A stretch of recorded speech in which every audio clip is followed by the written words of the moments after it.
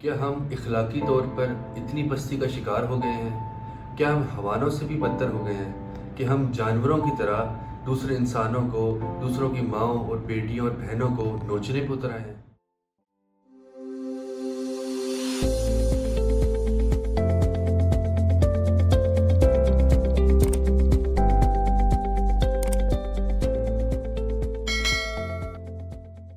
السلام علیکم گائز، میرا نام ڈاکٹر اسامہ علی ہے اور آپ دیکھ رہے ہیں ڈاکٹر اسامہ علی ٹاکس۔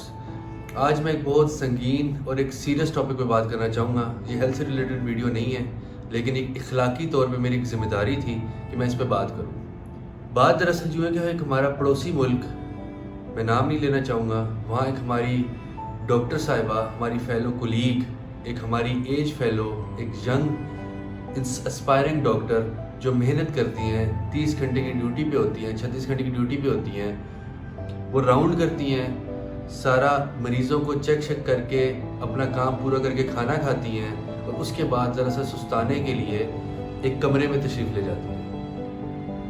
3 بجے کا ٹائم ہوتا ہے۔ 3 بجے کے بعد صبح ان کے گھر والوں کو فون آتا ہے کہ آپ کی بیٹی کی طبیعت خراب ہو چکی ہے۔ اس کے بعد ایک اور فون آتا ہے کہ آپ کی بیٹی نے سوسائڈ کر لیا۔ اس کے والدین پریشانی کی حالت میں ہکا بکا ہسپتال پہنچتے ہیں۔ 3 گھنٹے تک ان کو اپنی بیٹی کی میت کو ملنے یا دیکھنے نہیں دیا جاتا۔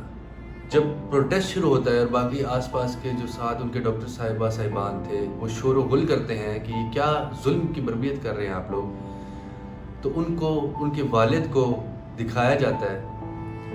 گائز، مجھے بہت افسوس کے ساتھ، شرمندگی کے ساتھ یہ بات کرنی پڑ رہی ہے کہ ایک لڑکی، ایک جوان لڑکی، اس کے والد کو جب بلایا جاتا ہے کمرے میں، تو جو میت ہے یا نیش ہے وہ برہنہ حالت میں پڑی ہوتی ہے۔ اس کی آنکھوں سے خون اور اینک کے شیشے ٹوٹ کر آنکھوں میں گئے ہوتے ہیں، انگلی ٹوٹی ہوتی ہے اور جو کولے کی ہڈی ہے وہ ٹوٹی ہوتی ہے۔ ان ڈاکٹر صاحبہ کی ٹانگیں الٹی طرف پھری ہوتی ہیں اور کہتے ہیں کہ ایک اندازے کے مطابق 8 سے 10 لوگوں نے ان کے ساتھ زیادتی کی۔ گائز، سب سے عجیب اور حیرت کن بات یہ ہے کہ کچھ ریسورسز کہہ رہے ہیں کہ زیادتی کرنے والوں میں سے جو ان کے ہاتھ جس نے پکڑے ہوئے تھے ان میں سے ان کی فیلو فیمل کولیگ بھی تھے۔ گائز، میرے پاس الفاظ نہیں ہیں۔ ایک طرف تو میں یہ دیکھتا ہوں، دوسری طرف جب میں اپنے ملک پہ نظر ڈالتا ہوں تو مجھے پھر ایک افسوس اور ایک شرمندگی کا احساس ہوتا ہے کہ میں اس ایک مجموعے اور اس قوم کا حصہ ہوں جس نے 5 سالہ بچی تک کو نہ چھوڑا۔ جی، میں بات کر رہا ہوں گنگا رام ہاسپٹل کے 3ری منزل پہ پیش آنے والے واقعے کی، جب ایک سینیٹری ورکر اپنی وحشت اور ہوس کا نشانہ ایک 5 سال کی بچی کو بناتا ہے۔ وہ 5 سال کی بچی ادھر ایڈمٹ ہوتی ہے اور مجھے افسوس اس بات کا ہے کہ والدہ میں چاہے بیرونی پریشر کی وجہ سے یا چاہے ایڈمنسٹریشن کی وجہ سے یا کوئی مالی حالات کی وجہ سے اتنی ہمت نہ ہوئی کہ اس سینیٹری ورکر کو کیفے کردار تک پہنچائے۔ ادھر میں سوال اپنے سیکورٹی اداروں سے بھی کرتا ہوں کہ کیا وہ صرف تنخواہیں لینے کے لیے بیٹھے ہیں؟ کیا وہ صرف ہمارے جو دوسرے اور مسائل یا پولیٹکس میں انوالو ہونے کے لیے بیٹھے ہیں، یا وہ واقعی ایک عام آدمی، ایک عام بندے، میرے اور آپ کے جیسے بندوں کے لیے سیکورٹی کے لیے بیٹھے ہیں؟ کیوں نہیں ہمیں ان درندوں سے نجات ملتی؟ گائز، اگر زینب والے واقعے کو آج سے کچھ سال پہلے عبرت کا نشان بنایا جاتا اور اس کے مجرموں کو سرعام پھانسیاں دی جاتی اور چوک پہ لٹکایا جاتا تو آج یہ 5 سالہ بچی اس ظلم کا شکار نہ ہوتی۔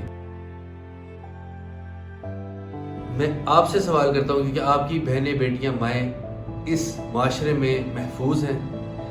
میں پھر کہتا ہوں کہ مجھے شرم آتی ہے اس طرح کے معاشرے میں رہتے ہوئے، اس کا حصہ بنتے ہوئے۔ گائز، میں آپ کو آگے ایک اگلی ویڈیو میں یہ بھی بتاؤں گا کہ آپ ایز اے پیرنٹس بچوں کی حفاظت کے لیے کیا کر سکتے ہیں، what is good parenting and bad parenting. بچوں کو، اپنے چھوٹے بچوں، بیٹیوں کو، بیٹوں کو گڈ ٹچ اور بیڈ ٹچ کا کیسے فرق سمجھائیں۔ جو اسپیشل ایجوکیشن ہوتی ہے جس کو ہمارے ملک میں بہت عجیب اور ایک یوں سمجھ لے کہ ایک ٹیبو سمجھا جاتا ہے، اس کو کیسے اپنے پرسو کرنا ہے۔ کیونکہ وقت کی ضرورت ہے کہ یہ جو چلتے پھرتے سڑکوں پہ درندے ہیں ان کو لگام ڈالی جائے اور ان سے اپنے بچوں کو محفوظ کیا جائے۔ مزید گائز بات اور بھی کریں گے، اب آپ میرے آگے ویڈیوز میں کچھ جنرل ٹاپکس بھی باتیں سنیں گے، ہیلتھ کی باتیں چلتی رہیں گی، صحت کی باتیں چلتی رہیں گی، لیکن یہ جو انسیڈنٹ ہوا ہے اس پہ مجھ سے برداشت نہیں ہو پایا اور میں نے بات کرنا ضروری سمجھی، کیونکہ میں بھی ذمہ دار ہوں، آپ بھی ذمہ دار ہیں، اور سب سے زیادہ سیکورٹی ادارے ذمہ دار ہیں، اور کچھ حد تک وہ والدین بھی ذمہ دار ہیں جو صحیح طرح سے ایجوکیٹ نہیں کرتے یا ذمہ داری نہیں لیتے۔ تو ہمیں کچھ کرنا ہوگا، سب کو مل کے کرنا ہوگا اور اس سارے معاملے کو کنٹرول میں رکھنا ہوگا۔ انشاءاللہ پھر ملیں گے اگلی ویڈیو میں۔